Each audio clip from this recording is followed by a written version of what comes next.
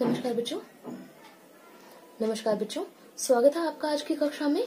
पिछली कक्षा में हमने समास के दो भेदों के बारे में बात की थी, अव्ययीभाव समास और तत्पुरुष समास। आज हम समास के तीसरे भेद यानी कि कर्मधारय समास के बारे में बात करेंगे। ठीक है, कर्मधारय समास क्या होता है? जिसमें विशेषण और विशेष्य या उपमान और उपमेय के बीच में समास करके दिखाया गया होता है।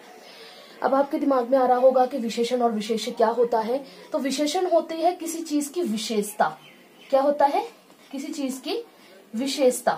ठीक है, और विशेष्य जिसकी विशेषता बताई जा रही हो। कौन? जिसकी विशेषता बताई जा रही हो।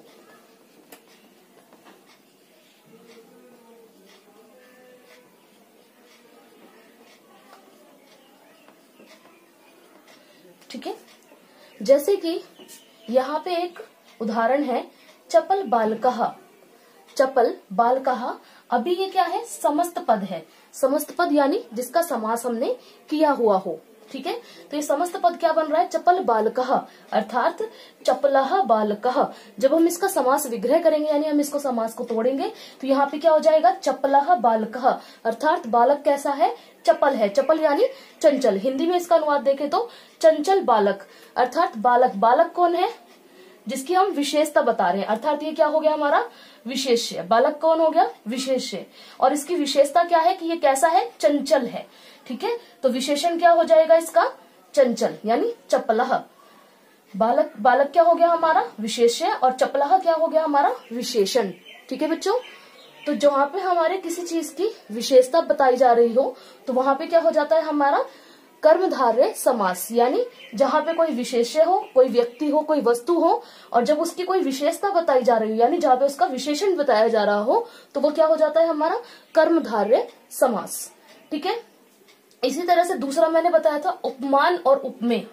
उपमान क्या होता है? जिससे उपमा दी जा रही हो। उपमा यानी तुलना करना। ठीक है, उपमा देते हैं ना कि हम जैसे हम कहते हैं किसी का मुख के चंद्र के समान है। ठीक है, तो वहां पे क्या है? हम उसको उपमा दे रहे हैं यानी उसकी तुलना कर रहे हैं किसी चीज के साथ, या बोल रहे हैं कि वो उसके जैसा ही है।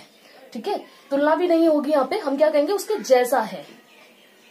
तो यहाँ पे उपमान क्या? जिससे उपमा दी जा रही है। जैसे मैंने अभी बोला कि मुख चांद के समान है, तो मुख क्या हो जाएगा इसमें? हमारा उपमेय। ठीक है, और हमारा उपमान क्या हो जाएगा? चांद। चांद क्या है? जिससे हम उपमा दे रहे हैं। ओके, उपमेय क्या हो जाएगा? जिसकी उपमा दी जाती है। यानी कि कौन हो जाएगा यहाँ पे? जिसकी उपमा दी जाती है यानी कि मुख। मुख किसके जैसा है? चांद के जैसा। इसका एक उदाहरण देखते हैं। इसका उदाहरण है चंद्र मुखम चंद्र इव मुखम। ठीक है, चांद के समान मुख। ठीक है, क्या है? चांद के समान मुख। तो इसमें चंद्र क्या हो गया?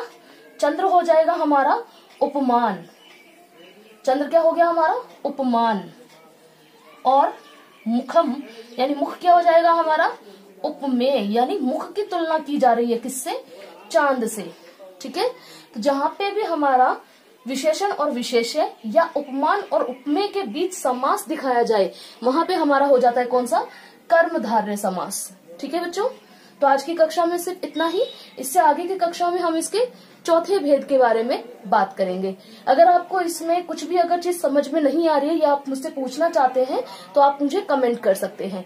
बाकी अगर आपको अच्छा लगा है ये समझाना तो वीडियो को लाइक करें और इसे शेयर करें ताकि बाकी लोग भी इसको अच्छे से समझ सकें।